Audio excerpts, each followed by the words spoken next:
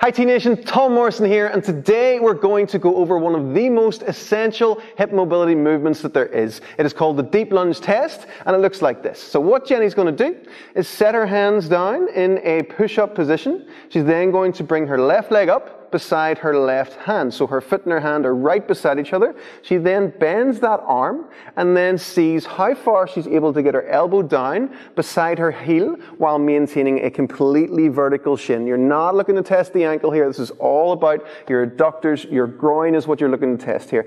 The pass of the test is if you're able to get your elbow to touch the floor with a completely horizontal forearm and it's right beside your heel, okay? The big thing we don't want to see is that your elbow's over here somewhere, so again, you're rubbing from the ankle, the knee stays back the whole time. So that will be a pass on Jenny's left side.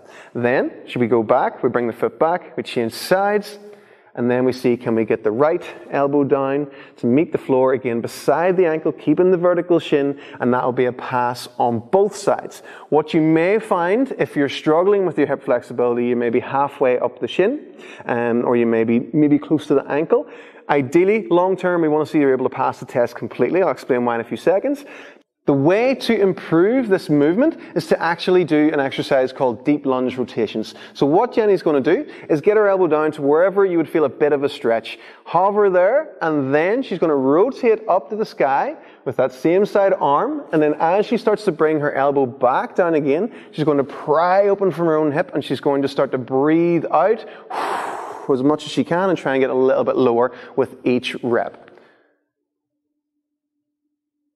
Big deep breath out. Awesome. So over time, if you add this into every warm-up and even like at nighttime before you go to bed or something like that, you're going to be able to increase your range of motion and your hips are going to feel a lot better as well. So that is what you'll do for reps if you can't pass the test. And let's get stuck into what we're looking for or what the issues are if you cannot pass the test or if there's a difference in sides.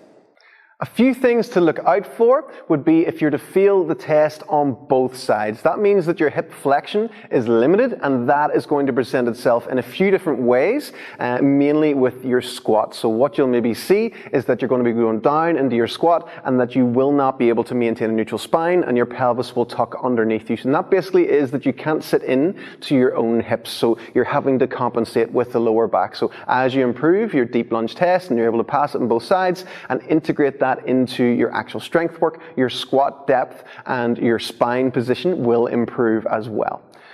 Also, what can happen is the knees could cave in on you, so you don't have the range to actually open up to keep your knees in good alignment, and that is going to make your adductors quite weak as well, so you'll maybe see that the knees start to cave in quite quickly whenever you are squatting.